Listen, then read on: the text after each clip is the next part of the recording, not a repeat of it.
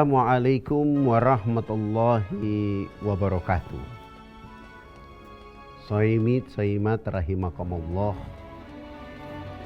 Ada satu hal di dalam perjalanan hidup kita, yaitu dengan kalimat bahasa Indonesianya kata marah.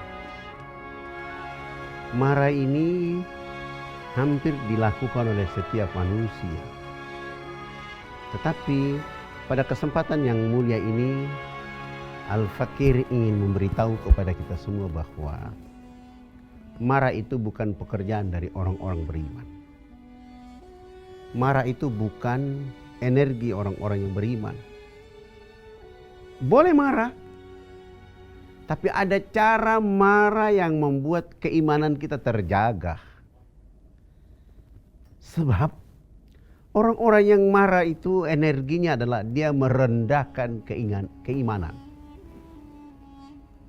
Boleh marah, tapi coba tanamkan marah itu dalam hati. Sebab ada orang yang ketika dia marah, meluap-luap. Dia menganggap bahwa dia yang paling hebat di suasana marah itu. Sesungguhnya dia telah menguras seluruh keimanannya. Dia telah mengotori hatinya. Dia telah menenggelamkan hati yang hidup. Dia telah mengotori hatinya menjadi mati. Hati menjadi kotor. Hatinya menjadi sakit.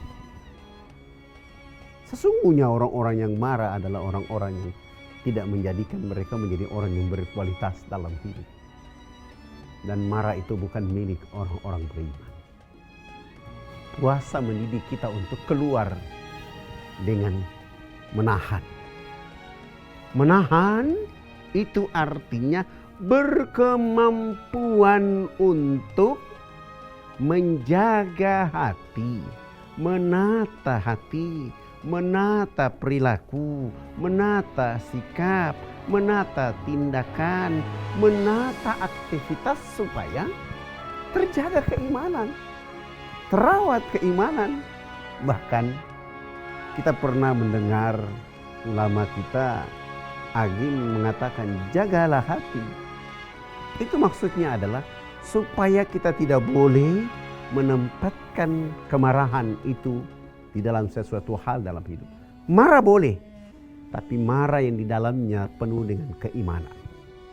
Marah yang di dalamnya menghasilkan energi kita dengan keimanan yang tinggi. Sebab orang-orang yang terbiasa marah itu justru mereka telah merendahkan derajat keimanan di hadapan orang-orang yang dia marah. Saudara-saudaraku, marah bukan pekerjaan orang-orang beriman. Marah bukan pekerjaan orang-orang yang sedang berpuasa. Tapi bagaimana kita bisa membuat marah itu mendatangkan rahmat dari Allah Subhanahu wa Ta'ala? Bagaimana caranya? Menahan energi kemarahan itu. Seseorang yang hebat dalam hidup adalah ketika dia marah lalu dia menahan marahnya. Perjuangannya berhasil. Seseorang yang hebat ketika dia menahan marah terhadap suasana dan dia tenang dengan kekuatan menahannya itu, dia justru berhasil. Imannya terawat, imannya tertata, imannya terjaga. Berbeda dengan orang-orang yang marah, dia pasti meronta-ronta. Bahkan orang di sekelilingnya direndahkan. Sesungguhnya dia telah merendahkan dirinya. Maka hindarkan diri kita dari pekerjaannya namanya marah. Nabi pernah memberi peringatan kepada kita melalui perjuangan pada saat perang Badar. Ketika umat Islam sudah mendapatkan kemenangan, Nabi mengatakan, ini kecil, ini persoalan yang kecil. Para sahabat mengatakan, apalagi ya Rasulullah, darah sudah bertumpah di dalam peperangan. Tapi Nabi mengatakan bukan perjuangan yang besar.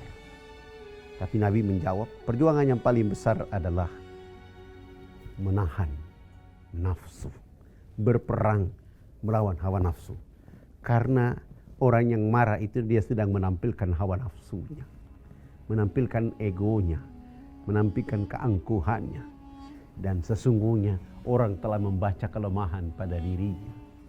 Tapi ketika seseorang yang ketika dia menahan amarahnya, justru lihat dia menerima keadaan itu menjadi energi kedekatan kepada Allah Subhanahu wa taala.